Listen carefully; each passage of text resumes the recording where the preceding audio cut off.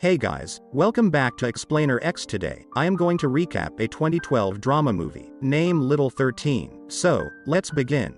Sarah, a 13-year-old young girl, is born into a life of sex, and she is definitely used to sex. She says she loves the pleasure it gives, the way it makes her feel, and the way she reacts to the touch too. It's marvelous, but the issue is she doesn't have just one sexual partner. She claims she usually assumes every man on her is the same person, although all the pleasure sex brings dies immediately after the man releases his sperm. She lives with her mother, Doreen, who is just not it. Doreen lives in with her boyfriend Mike, and in the first scene of the movie, Sarah sits beside Mike, who wants to change the channel of the movie she is watching, but she stops him. Doreen comes in wearing her clothes. She complains that Doreen will enlarge her clothes because Doreen is fat, but Doreen refuses to remove them. She comes towards them, and she sits on Mike's legs, and with split seconds, Mike removes the dress from her body, and they are suddenly all over each other. Sarah leaves them in the sitting room and then goes to have a video call with her 16-year-old best friend, Charlie. While she and Charlie have the most absurd conversation,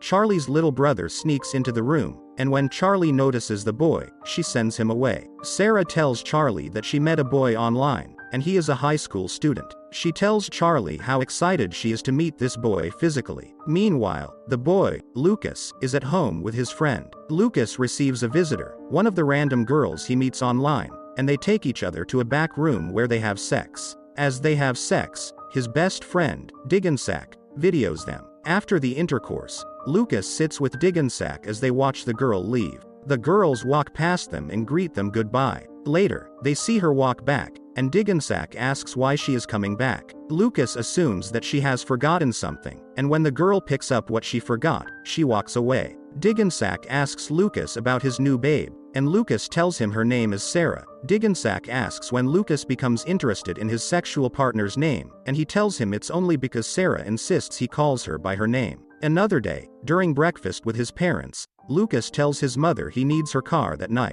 She tells him she is going on the night shift and needs her car too. He asks his father to drive his mother to work, but his father refuses, telling him he could drive his mother to work. On the other hand, his mother refuses to let him drive her to work. They settle the confusion, and Lucas gets a car to take for his trio to Sarah's home. At home, Charlie and Sarah are in the bathroom, and Charlie is helping Sarah to clean up herself for the main date. She helps Sarah shave and asks her if she doesn't shave regularly. Charlie hears the persistent noises of Mike and Doreen and asks Sarah if she isn't disturbed about it, but Sarah says she has left them to their thing. A few minutes later, they hear a doorbell. Sarah shouts that the visitor is for her and asks Doreen to help her with her visitor while she keeps cleaning up. Before opening the door, Doreen arranges her hair to look beautiful. She opens the door for Lucas, and she invites him in. She shouts to Sarah in the bathroom that she should clean up early and screams that Sarah shouldn't finish her shaving cream. She asks Lucas to sit down, and she asks if he would like a beer. He replies affirmatively, and she brings a beer for him while Mike also says he wants a beer. She returns and sits in the middle of Mike and Lucas. She helps Lucas open his drink and engages him in a conversation. She touches him and says she has seen his profile from Sarah, and he looks more handsome than the profile. Maine notices she is flirting.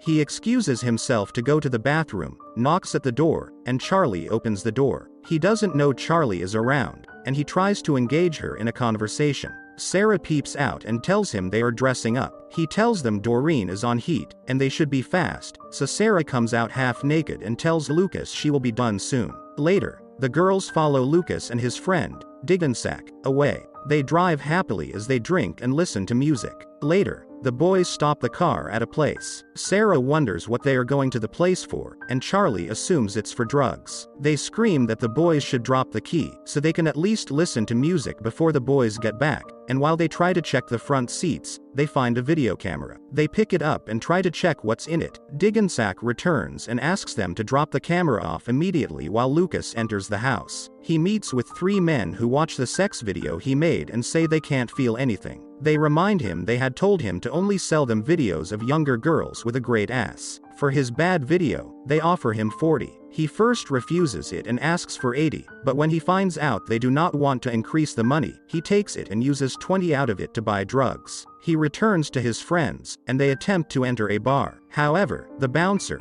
who figures they are too young to be inside a bar, refuses to let them enter. He sends them away, and the girls cause trouble with some of the other guests around before eventually finding their way out. They go to a free age bar where they drink, talk, play, and kiss. They return home, and they meet again at a camp. The four of them speak and play together until Charlie drags Diggensack away. They find another spot where they start kissing and touching each other. With Lucas, Sarah wants to touch and lay with him as she has always done with every other guy she meets, but he refuses. He tells her they don't need to have sex on their first date, but she reminds him that's the second time they are meeting. She asks him if he doesn't want to lay with her, but he tells her it's not about her. She is beautiful and attractive. He wants them to take it slow. With Charlie, they proceed to have sex, and Diggensack asks her if she is with a condom. She tells him she doesn't have one, and when he intends to stop, she asks him to continue. She reassures him she is on birth control, and she can't get pregnant, so he buys into her idea and have sex with her. Meanwhile, Lucas asks Sarah to tell him about her, but she says she is sure Doreen has said it all. He asks about Doreen and asks if her mother is always like that. The other two return, and they leave for home. Sarah dreams of having something special with Lucas. He starts staying at her place, although they still can't have sex. One day, he starts giving her a blowjob, and she moans to his touch until Doreen starts peeping. When Lucas notices, he feels off balance and stops. She goes out to meet Doreen, who asks her how Lucas is. Contrary to how they share everything with each other, she refuses to share Lucas with her. On the other hand, Charlie realizes she is pregnant, and as a result, she can't take the job she is meant to take, and she is lost in thoughts as regards how to find a father for her child. Meanwhile, Diggensack asks Lucas why he hasn't done a sex video with Sarah since she is within the age bracket they want, but Lucas tells him he will never do such to Sarah. Diggensack teases him that he is in love. Charlie tells Sarah about the baby, and they both go to a supermarket to steal baby items. They enter a lingerie store where they take some new things and beg one of the staff to throw them in the trash bin for them. At Charlie's home, her abusive father attempts to enter and meet her mother, Yvonne, but her mother insists on not opening the door. Sarah tells Charlie that if she wants to get child maintenance from the government, she has to show the child's father. So she advised her to find the guys in her options and chose one of them. That night, they both search the lingerie company's trash bin, and they take the lingerie. Charlie tells Sarah that she will attempt to meet 3 of the men in her life. At home, after Doreen finishes intercourse with Mike, they get into an argument. She tells him he doesn't satisfy her, and he has just 3 styles: groupie, on top, and doggy. He calls her a slut and a whore and says she drools on every guy she meets. He tells her she is old, and he doesn't want her. She starts crying, and Sarah pets her before going to meet Lucas. Charlie meets with one of her guys while Lucas and Sarah have sex in the car. On Sarah's way home, Charlie calls her and tells her the guy is a bastard, and she doesn't think she will attend the party. Charlie goes to a bar to look for Mike. Meanwhile, Lucas and Sarah continue their sex at home. He attempts to video her, which she refuses at first. As they get intimate, Doreen comes to their bed. She strips herself and puts herself in their midst. When Sarah complains, she tells Sarah to leave. At the bar, Charlie eventually meets Mike. After some interaction that isn't shown, Mike gives her a glass and asks her to give a toast to their relationship. He tells her what happened between them was special, but she refuses that there was a them. Then she walks away. At home, Lucas leaves Sarah and starts making out with Doreen.